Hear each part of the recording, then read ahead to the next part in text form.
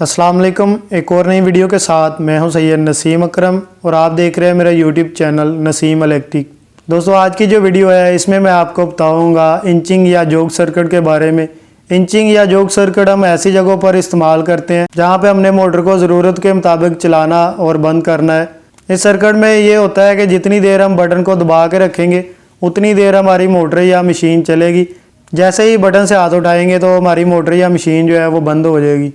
तो चलते हैं वीडियो के दूसरे पार्ट की तरफ, जहां मैं आपको इंचिंग या जोक सर्किट जो है वो बनाना सिखाता हूं। सर्किट से पहले इसकी सर्किट डायग्राम जो है उसके बारे में एक्सप्लेन करूंगा, क्योंकि किसी भी सर्किट के लिए उसकी सर्किट डायग्राम जो है वो काफ़ी ज़्यादा अहम होती। ड्राइंग बनाने से पहले इंचिंग या जोक सर्किट जो है इसमें जो सामान इस्तेमाल होता है उसके बारे में मैं आपको बता देता हूँ। इसके लिए हमें चाहिए एक ओवरलोड, एक अदद पुश बटन और एक ही कॉन्टेक्टर चाहिए। अब आते हैं इसकी ड्राइंग की तरफ।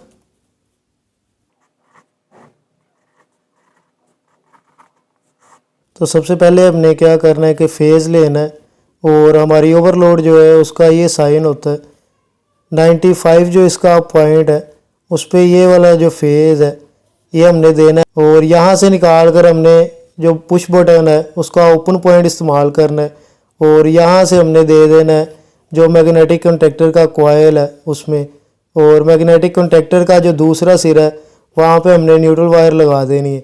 अब वो होगा कुछ इस तरह के फेज़ जो है वो रिले का क्लोज पॉइंट जो है वहाँ से होते हुए पुश बटन तक पहुँचेगा और जैसे ही हम पुश बटन एक दफ़ा प्रेस करेंगे तो सप्लाई जो है वो कॉन्टैक्टर तक आएगी और कॉन्टैक्टर जो है वो हमारा लग जाएगा और ये कॉन्टैक्टर इस वक्त तक लगा रहेगा जब तक हम पुश बटन जो है वो दबा के रखेंगे। तो दोस्तों, ये था एक छोटा सा सर्किट जो कि 3 फेज़ इलेक्ट्रिकल का पहला सर्किट है। अब मैं इस सर्किट को मैग्नेटिक कॉन्टैक्टर पे बना के तो आपको एक्सप्लेन करता हूँ कि ये सर्किट जो है वो कैसे काम करेगा।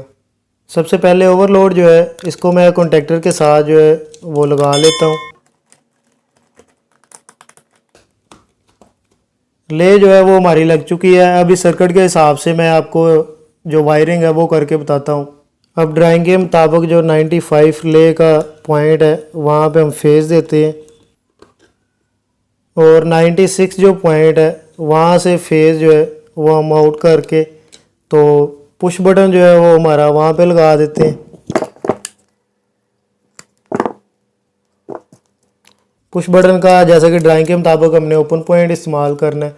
तो ओपन पॉइंट जो है वो आप यहाँ से देख सकते हैं कि यहाँ पे आपको रेड जो है वो नज़र आ रहा होगा पॉइंट, और अगर मैं इसको दूसरी साइड पे करूँ तो ये आप देख सकते हैं कि आपको ग्रीन बटन जो है वो नज़र आ रहा होगा और इसके ऊपर भी लिखा हुआ है नॉर्मली ओपन और नॉर्मली क्लोज। तो नॉर्मली ओपन जो है वो उसको मैं इस्तेमाल करता हूँ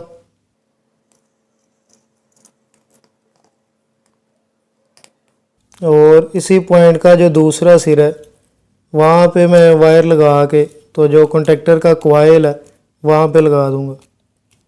एक चीज़ का आपने ख्याल रखना है कि ओवरलोड जो है वो उस साइड पे लगानी है जहाँ के इसके कॉइल के पॉइंट जो है वो ना हो। अगर कॉइल के पॉइंट जिस जगह पे होगा अगर आप ओवरलोड उस जगह पर लगाएंगे तो ओवरलोड जो है वो ठीक से लगेगी नहीं। तो इस तरह हम जो ओवरलोड है उसको दूसरी साइड पे रखेंगे। अब मैं इसको कॉइल का एक पॉइंट जो है वहाँ पे लगाता हूँ जो वायर हमने पुश बटन से निकाली है। तो सप्लाई जो है वो यहाँ तक पहुँच चुकी है। अब लगाते हैं न्यूट्रल वायर जो सप्लाई वाली है वो कॉइल का जो दूसरा सिरा मैग्नेटिक कॉन्टैक्टर का वहाँ पे। तो सर्किट जो है वो हमारा कंप्लीट हो चुका है, आप देख सकते हैं। तो ड्राइंग के मुताबिक जो फेज़ है वो मैंने रिले का 95 जो क्लोज पॉइंट है वहाँ पे दिया है और 96 से निकाल कर मैंने जो हमारा पुश बटन है वहाँ पे लगा दिया और पुश बटन का ओपन पॉइंट इस्तेमाल करते हुए फेज़ जो है वो मैंने कॉइल के एक पॉइंट पे लगा दिया, जबकि दूसरा सिरा जो है उसके साथ मैंने न्यूट्रल वायर जो है वो लगा दी है। तो कंट्रोल सर्किट जो है वो हमारा कंप्लीट हो चुका है। अब बारी है पावर की। तो पावर लगाते हुए मैं इसके साथ एक बल्ब का कनेक्शन करता हूं जहां पे हमने मोटर की जो है वो वायर लगानी है और मैं आपको ऑन करके दिखाता हूं कि जिस तरह हमारा बल्ब ऑन होगा उसी तरह आप सप्लाई लगा के 3 फेज़ मोटर जो है वो चला सकते हैं। सर्किट जो है वो सेम ही होगा, इसमें फ़र्क यही है कि मैं ये सर्किट जो है वो घर पर बना रहा हूँ तो मेरे पास सिंगल फेज़ सप्लाई है और सिंगल फेज़ सप्लाई होने की वजह से मैं कोई सिंगल फेज़ ही आपको कोई चीज़ चलाकर तो ऑपरेट करवा के दिखा सकता हूँ। अगर आप किसी फैक्ट्री में ये सर्किट बना रहे हैं तो सर्किट जो है वो कंट्रोल सेम ही है होगा। इस तरह के आपने ये जो तीनों पॉइंट है यहाँ पे आपने रेड येलो ब्लू फेज लगा देने। और यहाँ पे जो ओवरलोड की नीचे वाले पॉइंट है यहाँ पे आपने मोटर की तारें जो है वो लगा देनी है। तो सर्किट को कंप्लीट करके आपको सप्लाई लगा के मैं चेक करवाता हूँ कि ये सर्किट जो है हमारा किस तरह ऑपरेट करेगा। आप देख सकते हैं कि पावर जो है उसके लिए मैंने ये एक आर्जी तौर पे लीड लगा दी है और इस लीड का स्विच जो है इसको मैं सप्लाई के साथ लगाता हूँ।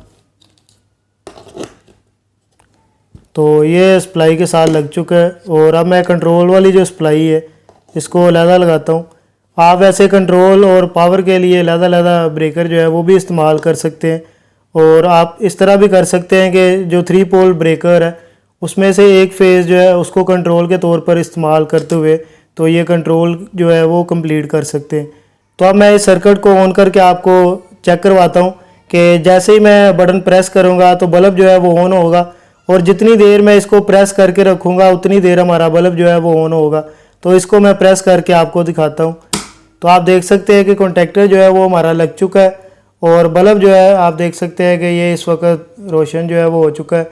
जैसे ही मैं इसको छोड़ता हूँ पुश बटन जो है तो प्लंजर जो है वो अपनी नॉर्मल हालत में आ चुका है और बल्ब जो है वो ऑफ हो चुका है। एक दफ़ा फिर मैं आपको जो है वो ऑन करके दिखा देता हूँ।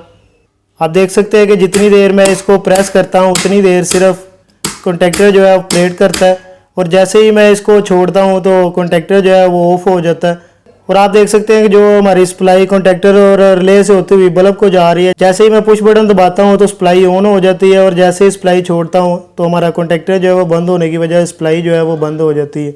उम्मीद है कि आपको जो इंचिंग या जोक सर्किट है ये बनाना आ गया होगा।